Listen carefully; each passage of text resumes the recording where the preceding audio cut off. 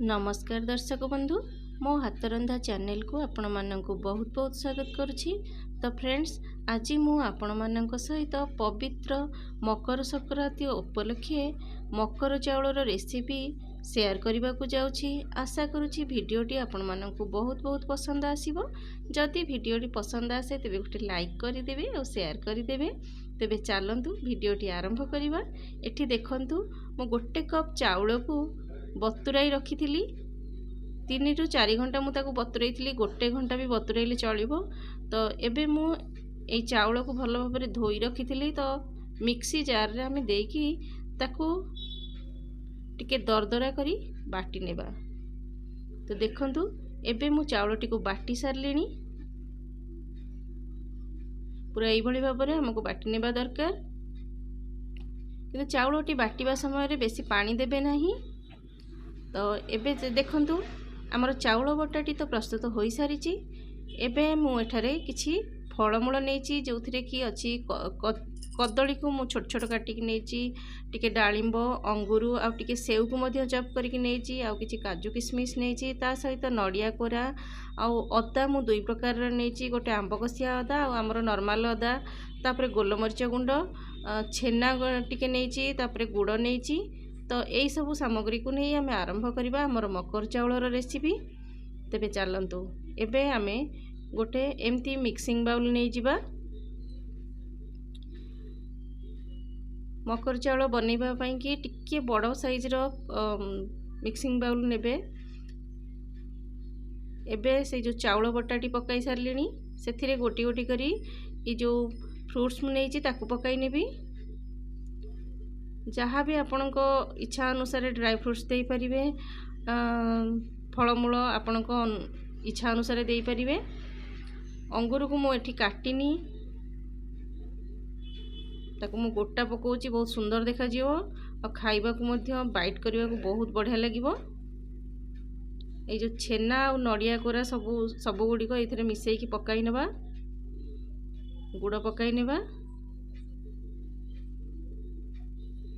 बहुत कम समय रे एमती रेसिपी होई परिबो। आ हमर मकर संक्रांति रे महादेव पाखे पूजा रे मध्य लागि थाए। तो एबे ए सब को हमें एकाठी मिसाई नेबा। तो देखंतु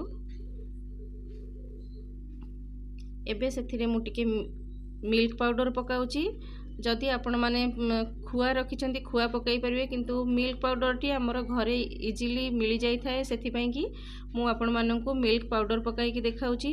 आपण माने खीर भी देई परिवे। एठी देखंतु मु अल्प टी खीर भी नेछि।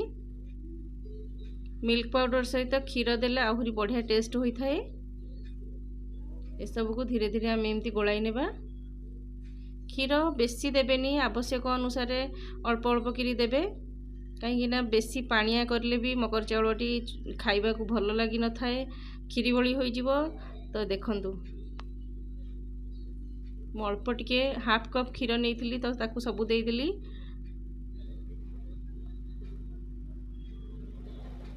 तो ये देखि परछंती हमर मकर चाउलटी रेडी होई जाईची। एबे आमे गोटे सर्विंग बाउल को काढी नेबा। तो यही भली भाव में आपण माने मकर चाउल को बनातु, खातु, आउ मकर संक्रांति को एंजॉय करंतु। तो फ्रेंड्स रेसिपीटी आपण मानकु केमिति लागिला मते कमेंट करिवे। आउ देखंतु एठारे ऊपर टिके मु फ्रूट्स रे सजाई नेउछि, बहुत सुंदर देखा जिवो। जदि मोर ए भिडियोटी आपण मानकु पसंद आसे तेबे गोटे लाइक करि देबे आउ शेयर करि देबे। और जी मो चैनल रे नुआ आछंती प्लीज चैनल को सब्सक्राइब कर देबे। और साइड रे जो बेल बटन टी अछि ताको दबाई कि ऑल ऊपर क्लिक कर देबे, जहा द्वारा मोर नुआ नुआ वीडियो रो नोटिफिकेशन आपण मानक पाखे बहुत जल्दी पहुंची परिबो।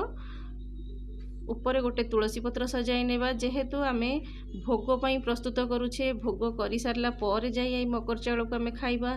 तो सेथि पई आमे टिके तुलसी पत्र रे याकू सजाई नेबा, बहुत भल लागिबो।